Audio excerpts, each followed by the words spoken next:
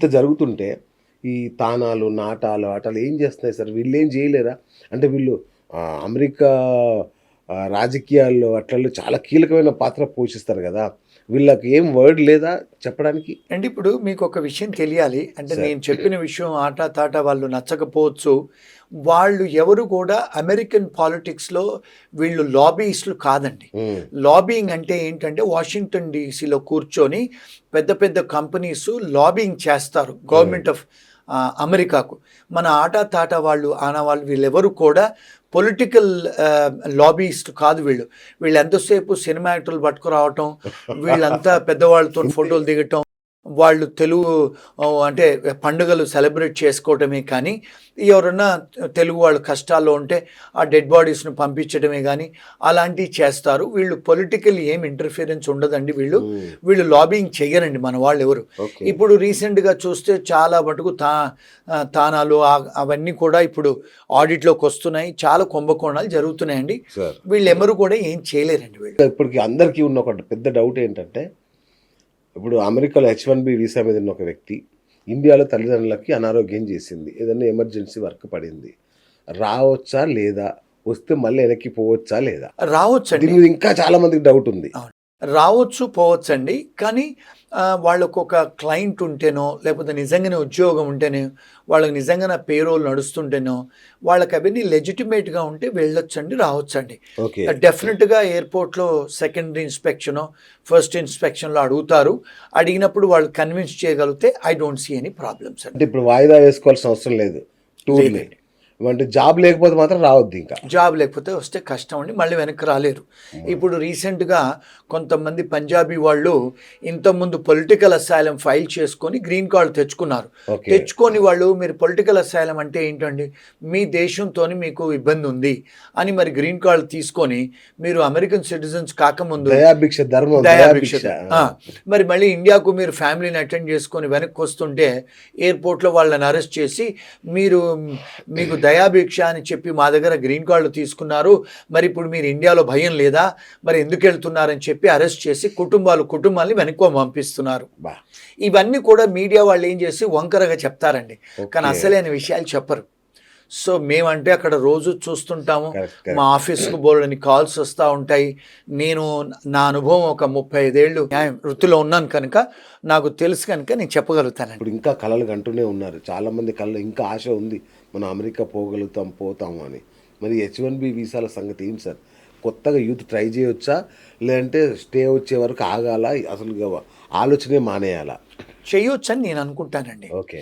ఎందుకంటే వాళ్ళేమన్నారంటే, ఇప్పుడు student visa నుంచి H-1 చేసుకునేటోళ్ళకి ఇది అప్లికబుల్ కాదు. అచ్చా! కానీ ఏమంటున్నారంటే బయట దేశం అంటే వేరే కంట్రీస్ నుంచి ఇక్కడి నుంచి ఎవరైతే కౌన్సులేట్ అప్రూవల్ తీసుకొని సార్. లోపలికొచ్చే వాళ్లకు $1,00,000 అది ఒక ఫీ సర్చార్జ్ పే చేయాలని అంటున్నారు.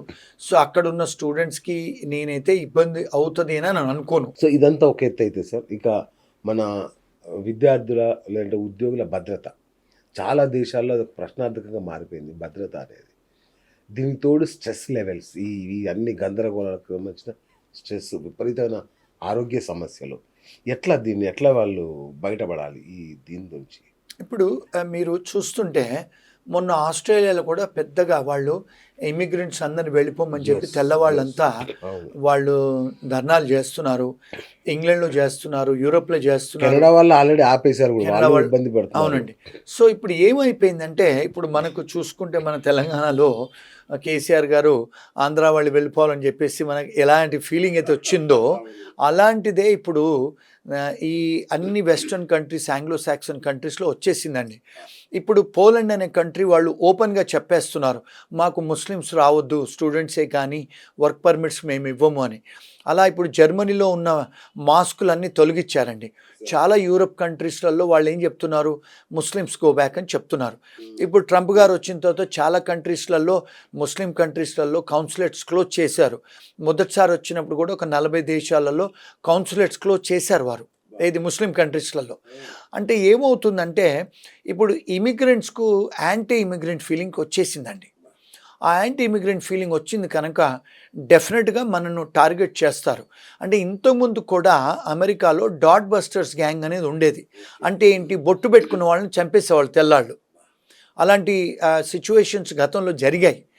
దాని తర్వాత బ్లాక్స్ మనల్ని చంపడం అది ఎప్పుడైనా ఉందండి. ఇంటాలరెన్స్ ఉంది, ప్రతి కంట్రీలో కూడా జరుగుతుంది అలాగా. ఇంగ్లాండే కానీ, కెనడా కానీ, యూరోపే కానీ, అమెరికాలో జరుగుతుంది. ఇప్పుడు ట్రంప్ గారు వచ్చిన తర్వాత ఆ ఫీలింగ్స్ అనేది కొంత ఎక్కువ అవుతుంది ప్రపంచవ్యాప్తంగా. కెనడా కానీ, ఆస్ట్రేలియా కానీ, న్యూజిలాండ్ కానీ అన్ని కంట్రీస్లలో అది ఇప్పుడు ఇబ్బందికరమైన టైమే ఇప్పుడు. అంటే స్టూడెంట్స్కే కానీ, లేకపోతే మన H1B వాళ్ళకి కానీ. ఇంకొక విషయం అండి, మన వ్యూవర్స్కి తెలవాల్సిన విషయం, ఇప్పుడు ఒక ఎగ్జాంపుల్ చెప్తానండి. ఇప్పుడు మనం ఇక్కడ బతుకమ్మ ఆడుకుంటాం, మీరు అమెరికాలో బతుకమ్మ ఆడి ఆ పూలను తీసుకుపోయి నదుల్లో వేస్తారు మన వాళ్ళు. మరి అక్కడ వాటర్ పొల్యూషన్ చేస్తున్నారు కదా, మరి వాళ్ళు ఊరుకుంటారా చెప్పండి. ఇప్పుడు రెండోది, ఇక్కడ హోలీ ఆడతారు, అన్ని హోలీ రంగులు వేసుకుంటారు ఇక్కడ అంటే మనకు హోలీ పండుగ. మరి అమెరికా కంట్రీ లాంటి దేశాలలో హోలీ ఉంటుందా? వీళ్ళందరూ హోలీ పండుగ ఆడుతున్నారు అక్కడ, వినాయక చవితి చేస్తున్నారు, పెద్ద పెద్ద సౌండ్లు పెడుతున్నారు. మరి సౌండ్ పొల్యూషన్ చేస్తున్నారు, మీరు ఎయిర్ పొల్యూషన్ చేస్తున్నారు, ఇమర్షన్ కూడా చేస్తున్నారు, వాటర్ పొల్యూషన్ చేస్తున్నారు. మరి ఇవన్నీ ఫెలనీస్ కదా, ఇవన్నీ సీరియస్ అఫెన్సెస్ కదా. మీరు అక్కడ వచ్చి కాలుష్యం చేస్తున్నారు కదండి వాతావరణాన్ని. మరి వాళ్ళు టాలరేట్ చేస్తారా చెప్పండి. ఇప్పుడు మన బాలకృష్ణ సినిమా ఏదో వస్తే 20-30 కార్లు 40 కార్లు పెట్టుకొని మ్యూజిక్లు పెట్టుకొని సౌండ్లు పెట్టుకొని పోతున్నారు. మరి సౌండ్ పొల్యూషన్ కదా. మరి ఇలాంటివి మీరు అక్కడ మొన్న ఒక సినిమా థియేటర్లో బాలకృష్ణ సినిమానో లేకపోతే మన ఇండియాలో ఈ సినిమాలు వేస్తే ఆ సినిమా థియేటర్లు అన్ని పేపర్లు చింపేసేస్తున్నారు స్క్రీన్ మీద. వాళ్ళు సినిమా క్లోజ్ చేసి తెల్లవాళ్ళు మేము ఇంకోసారి మీకు ఇండియన్ సినిమాలు వేయనిమని చెప్తున్నారు. మరి మన వాళ్ళు ఇలాంటివి చేస్తుంటే వాళ్ళ దేశానికి వచ్చి మరి మనం రెండు సైడ్లు చూడాలి కాయిన్కి. వాళ్ళు ఎందుకు ఇలా బిహేవ్ చేస్తున్నారు? మన వాళ్ళు ఇవన్నీ చేస్తున్నారండి. మరి మన వాళ్ళు చెత్తలు వేస్తారు అక్కడికి వచ్చి మన రోడ్ల మీద. మన వాళ్ళు సౌండ్ పొల్యూషన్ మ్యూజిక్లు పెట్టుకొని తిరుగుతూ ఉంటారు కార్లలో. మన వాళ్ళు రాత్రులు అక్కడ కూర్చొని రెస్టారెంట్ ముందు హడావిడి చేస్తారు, గ్యాంగులు నిలబడతారు. మన ఇంటి పక్కన మ్యూజిక్లు పెట్టుకొని పార్టీలు చేస్తారు మన తెలుగు వాళ్ళు స్టూడెంట్స్ మన గెస్ట్ హౌజులలో. మరి అక్కడ మీకు డిస్టర్బెన్స్ అవుద్ది కదండి పక్కింటి వాళ్ళకి, తెల్లవాళ్ళకి. మరి డెఫినెట్గా వాళ్ళు కంప్లైంట్ చేస్తారు కదా సిటీకి, పోలీస్కి. ఇలాంటి మరీ ఎక్కువ చేస్తున్నారు మన వాళ్ళు. ఇది కూడా వన్ ఆఫ్ ద రీజన్. కానీ ఇది మాలాగా బయటకు వచ్చి చెప్పిన వాళ్ళు ఎవరు లేరు, నచ్చరు చెప్తే. ఎవరు చెప్పరు నిజంగా. ఇవి కూడా వన్ ఆఫ్ ద రీజన్ అండి. ఎందుకు అంటే నేను ఇండియా వదిలేసి 30 ఏళ్ళు అయిందండి. నేను ఆస్ట్రేలియాలో 7 సంవత్సరాలు ఉన్నాను, లండన్లో ఉన్నాను, కెనడాలో ఉన్నాను, అమెరికాలో more than 25 years ఉంటున్నాను. మరి మేము అక్కడ చదువుకోవడానికి వెళ్ళాము, సివిలైజ్డ్గా పని చేసుకున్నాము, ఈరోజు సిటిజన్షిప్లు చేసుకుని జాగ్రత్తగా ఉంటున్నాం. పక్కింటి వాళ్ళకి మేము డిస్టర్బెన్స్ చెయ్యం. మరి ఇలాంటివి చేసినప్పుడు వాళ్ళకు కూడా ఇబ్బందికరమే కదండి. ఇప్పుడు టెక్సాస్లో అన్నీ మన వాళ్ళవి బతుకమ్మలు ఆడుతున్నారు, హోలీ ఆడుతున్నారు, గణపతిని పెడుతున్నారు. మరి వాళ్ళు మీరు ప్రొఫెసింగ్ రిలీజియన్ చేసుకోవచ్చు అన్నారు, స్వేచ్ఛ ఉంది. లుంగీలు కూడా కట్టుకొని తిరుగుతున్నారు. అవునండి, లుంగీలు కూడా కట్టుకొని టెక్సాస్లో తిరుగుతున్నారు. మరి అమెరికాలో ఒక లా ఉందండి, మీరు పైజామా మీద లుంగీ మీద బయటికి రాకూడదు మీరు. అది అఫెన్స్ యాక్చువల్గా, దాన్ని అబ్సీనిటీ అంటారు. ఎంతమంది తెలుసండి, పాన్ పరాగ్ తింటారు, ఉంచుతారు అక్కడ. ఇప్పుడు గుజరాతీ వాళ్ళు ఎక్కడ తిన్నా పాన్ పరాగ్ ఉంచుతారు. మన వాళ్ళు కూడా కిళ్ళి కొట్లు ఎక్కువైపోయాయి టెక్సస్లో, న్యూయార్క్లో, న్యూజెర్సీలో కిళ్ళి తినేసి ఉంచుతున్నారు. మరి ఇవన్నీ చేస్తున్నప్పుడు మరి వాళ్ళు ఊరుకుంటారండి. ఇవి కూడా డెఫినెట్గా మేజర్ కారణాలు. ఇప్పుడు మనం వాళ్ళ దగ్గర పోయినప్పుడు వాళ్ళతో ఇంటిగ్రేట్ అయ్యి వాళ్ళలాగా ఉండాలి. ఎందుకంటే be as a Roman when you're in Rome. మీరు అక్కడ పోయి తెలుగు వాళ్ళలాగా చేసి బాలకృష్ణ సినిమా వచ్చినప్పుడు మీరంతా ఒక 40-50 కార్లు పెట్టుకొని జులూసులు తీసుకుంటే తప్పు కదండి. మరి ఈ మధ్య చేశారు. ఇప్పుడు ఈ మధ్యకాలంలో కేటీఆర్ గారు వస్తే ఆయన అక్కడ కేటీఆర్ గారు మన టీఆర్ఎస్ పార్టీది అక్కడ పెడితే 50-100 కార్లు జులూస్ తీశారు కేటీఆర్ వెనుక. Without police permission you cannot do it and you're doing it. చేస్తే మరి దాని తర్వాత వాళ్ళ మీద కంప్లైంట్స్ కూడా పోయాయి పోలీసు వాళ్లకు. మరి మీరు టీఆర్ఎస్ పార్టీ ఇక్కడ చేసినట్టు అక్కడ చేస్తే కుదరదు కదండి. పొలిటికల్ పార్టీస్ కదా, you cannot do political movements in America. It is a foreign party. ఇవన్నీ కూడా వాళ్ళు సలహాలు సూచనలు తీసుకోకుండా చేస్తూ ఉంటారు మన వాళ్ళు. ఇండియాలో చేసినట్టు అక్కడ చేస్తే మరి జరగదు కదా. సో ఇవన్నీ కూడా అంటే లీగల్ అనాలిసిస్ చేసి చెప్తున్నాను. నేను ఏ పొలిటికల్ పార్టీని ఉద్దేశించి కాదు.